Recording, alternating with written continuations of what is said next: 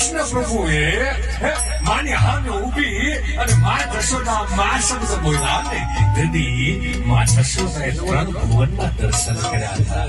ત્રણ ભુવનના દર્શન કર્યા હતા.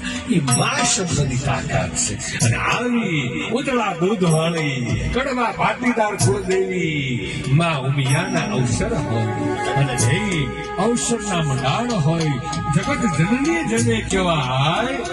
હરેક દેવીઓના અવતારનું પ્રાગટનું તત્વ હોય ને તો એ મા ઉમિયા છે.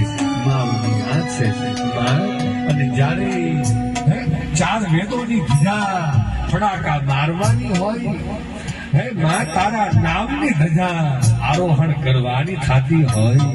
હનુમાનજી મહારાજ વિજય ધ્વજ લઈ અને તારા અવસરના મંડાણ હોય અને મંડાણના બારણે ઈ વિજય ધ્વજ લઈ અને હનુમાનજી મહારાજ બેઠા હોય કે જેણે કુરુક્ષેત્રના મેદાનમાં અર્જુનના ધ્વજની માથે અર્જુનના રથની માથે ધ્વજ લઈ અને મારો હનુમાનજી મહારાજ બેઠો હતો.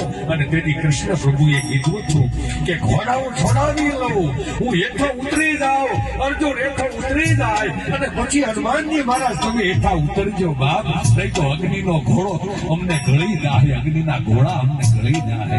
કારણ જેથી હનુમાનજી મહારાજે કારણ પૂછ્યો કે બાપ કૃષ્ણ પ્રભુનો ઈ હતો કે અમે ક્યાંક ને ક્યાંક ખોટું બોલ્યા છીએ, ક્યાંક ને ક્યાંક પાપ કર્યું છે, પણ તમારા જેવો પવિત્ર જગતમાં તત્વ કોઈ ન મળે, કોઈ ન મળે.